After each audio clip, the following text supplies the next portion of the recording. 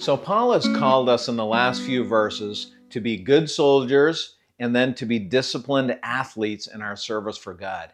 And I feel like we get that.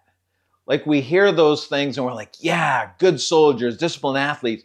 I'm maybe this is just me, but I'm picturing myself, yeah, we're all ripped, we're in good shape, we're working, we're sweating, we're winning. There's nothing better than winning. That's just such a good feeling. But now Paul's going to give us a third analogy, and it's a little bit different. 2 Timothy 2:6. It is the hardworking farmer who ought to have the first share of the crops. So this is interesting. Whenever I tell my life story, the main emphasis of my testimony is the wonderful, loving, godly family that God blessed me with. And the cornerstone of that were my two loving, godly grandfathers. One of them was a pastor, and one of them was a farmer. And I call my Grampy Long, who was a farmer, an old school farmer. He wasn't the guy that had 400 dairy cows or 10,000 acres of potatoes. He had some dairy cows, some beef cows, some pigs, some chickens. He grew potatoes and oats and barley and wheat and corn. And in the winter, because he didn't have anything to do, he would cut wood.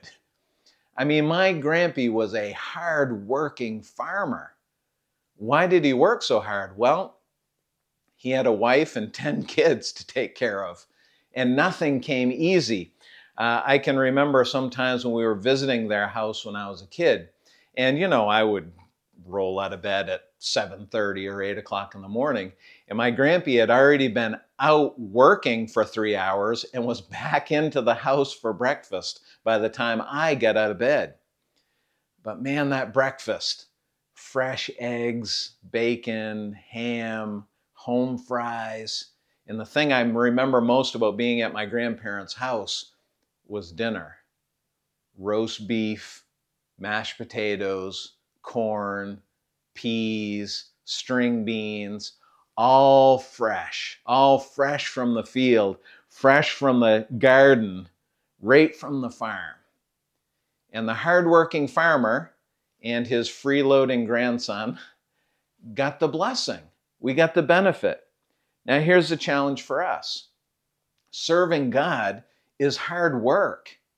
It's spiritually and sometimes even literally up before the sun and working late into the night.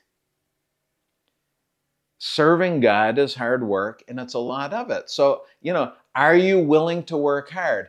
Are you willing to do what no one else wants to do? If you are, there's a blessing that is available to you that might not be available to everyone else. Nothing beats looking into the eyes of a person and seeing them understand for the first time that God loves them and that God's grace is available to them. And it doesn't matter what they've done or where they've been or how they've lived, God is inviting them into His family.